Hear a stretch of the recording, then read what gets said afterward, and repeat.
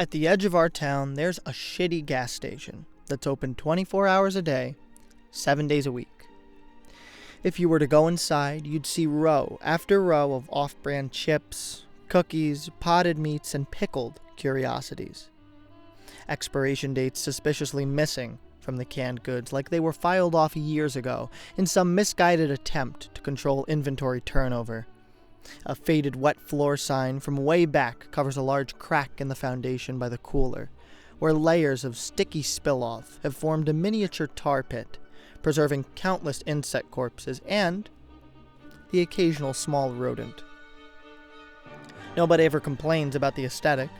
By some providence bordering on the supernatural, the health inspector has repeatedly signed off on the business, always kindly ignoring the faint smell of some kind of mysterious chemical cocktail that is the defining characteristic of the establishment. More noticeable than the steady mechanical hum of the frozen drink machine that was installed in the 70s and never once serviced. More distracting than the random pockets of cold and warm air that seem to follow you around. And more annoying than the family of mutated raccoons that lives in the crawl space behind the grease trap. We think they're mutated, anyway. I mean, at the very least, they must be inbred to the point of genetic deformity and mental retardation.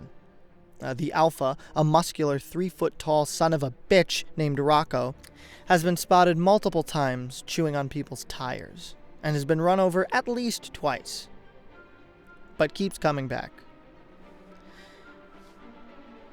That lingering smell, a sweet combination of honeysuckle, ammonia, and vomit, has never been positively identified, but the prevalent theory is that it's coming from underground, wafting up through the thin fissures in the concrete that grow and spread with each year of the architectural settling.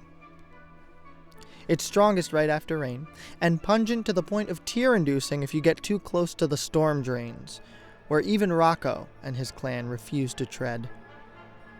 If you were to go inside, you might also see the bathroom cowboy. He's sort of an urban legend around here, only ever appearing when you're alone and unsuspecting. What makes him truly legendary are the stories people tell after an alleged encounter.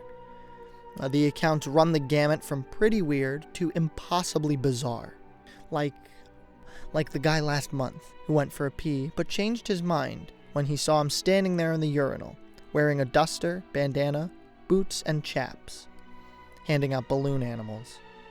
Or a couple of weeks later, when a customer stepped into the same bathroom to see a man wearing nothing but a cowboy hat, boxers, and boots with spurs, literally grinding an axe on an old-fashioned stone sharpening wheel. When he entered, the cowboy stopped what he was doing, looked up with a smile and a tip of the hat, and said, "Oh, come on, man. Come on with it." If you should be lucky enough to see the cowboy that may or may not haunt the bathroom, don't worry. He's harmless, and in fact actually quite polite. Honestly, he doesn't seem so bad, especially compared to some of the other things going on in that place. When you go inside, you might instantly get a toothache. That's a strangely common phenomenon that nobody really understands. It should go away on its own after a couple hours. If you do go inside, you will almost definitely see me sitting behind the counter, because I am the only full-time employee, and I'm almost always here. You may catch me reading a book because, for some reason, the internet doesn't work way out here, and cell phone service is dicey on good days and non-existent on most. If you need to make a call, you can leave and go up the hill a ways, preferably back towards town, because the other way will take you into the woods, and you don't even want me to go into all the reasons that's not a good idea. Or you can pay me 25 cents a minute and use the store's landline. That arrangement was cooked up by the owners, and I have to actually enforce it because they do check the phone records. I'm sorry. While you're here, don't be offended if I don't strike up conversation, because if I'm being completely honest, I don't always know for sure. if everyone who comes through those doors is real or not. And if I had to acknowledge everyone in that place that could be an actual person, I might lose my mind. And we don't need any more of that going on around here. I guess the point I'm trying to make is this. Weird things happen to me, working at the shitty gas station at the edge of town. I wish I could tell you the weirdest thing that's ever happened here, but I doubt I could ever decide. There were just too many. I've seen a total of 4 coffins inside the store on 3 different occasions.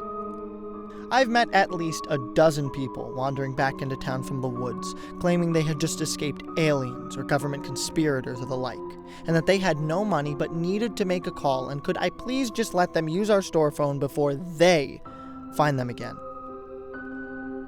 But rules are rules, and I'm not inclined to lose my job just because you didn't escape captivity with a little pocket change. And then, of course, there was Farmer Brown, yeah,